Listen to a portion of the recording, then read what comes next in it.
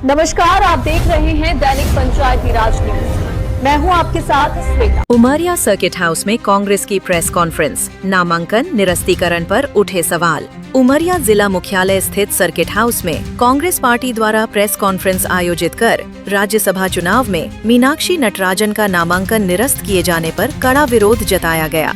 Press conference के दौरान जिला कांग्रेस कमेटी के नेताओं ने भाजपा और चुनावी प्रक्रिया पर गंभीर सवाल खड़े करते हुए इसे लोकतंत्र और निष्पक्ष चुनाव की भावना के खिलाफ बताया। नेताओं ने इस पूरे मामले को राजनीतिक षड्यंत्र करार दिया। संगठन प्रभारी सम्मति सैनी ने कहा कि मीनाक्षी नटराजन जैसी साफ सुथरी छवि की नेता का नामांकन निरस्त किया जाना केवल एक व्यक्ति का मुद्दा नहीं, बल्कि लोकतांत्रिक मूल्यों पर सीधा आघात है।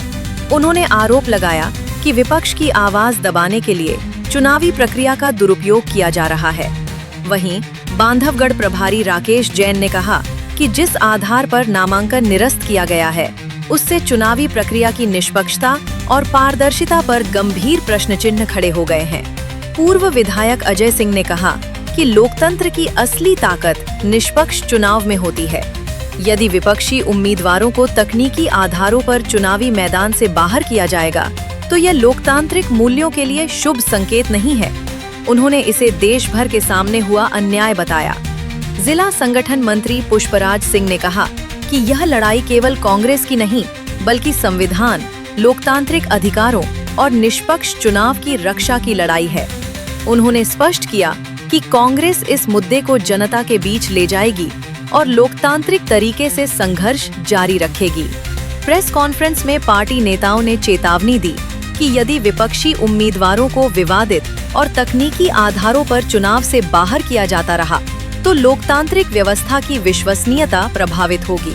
पार्टी ने दोहराया कि संविधान और लोकतंत्र की रक्षा के लिए उसका संघर्ष निरंतर जारी रहेगा। सरकार से मीनाक्षी नटराजन जी का जो राज्यसभा का नाम निर्देशन निरस्त किया गया है, ये भारतीय जनता पार्टी की तानाशाही रीत लोकतंत्र को कुचलने का प्रयास है और जो लोकतंत्र में चुनाव लड़ने का लोग जो लड़ते हैं, उनको रोकने का प्रयास है। निश्चित रूप से इसके लिए जो हमारी मध्य प्रदेश कांग्रेस पार्टी चिंतित है।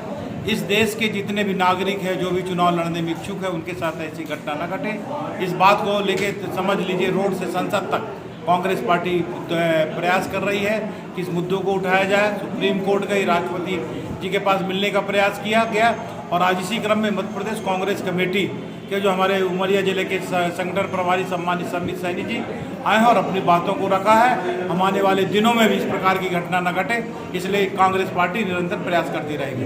देश में राज्यसभा के चुनाव संपन्न हुए हैं। जिस तरह से भारतीय जनता पार्टी ने लोकतंत्र की हत्या की है, निसंदेह पूरा देश आज उसकी निंदा कर रहा है। जिस तरह से महिला सशक्तिकरण की बात करने वाली भारतीय जनता पार्टी एक गांधीवादी तरीके से जीवन यापन करने वाली महिला को जिस तरह से अवैध रूप से, जबकि मतदाताओं की संख्या, विधायकों की संख्या 62 थी कांग्रेस पार्टी के पास और भारतीय जनता पार्टी के पास 48 विधायक थे, उसके बावजूद उन्होंने एक ऐसा मुद्दे को जन्म दिया, एक ऐसा चीज को निकाल कर लाए जिसका कोई सिर पैर नहीं है, कोई FIR नहीं है, किसी प्रकार की उसकी व्यक्तिगत शिकायत नहीं है और उसका फॉर्म सुश्री मीनाक्षी नटराजन जी का फॉर्म रिजेक्ट कर दिया।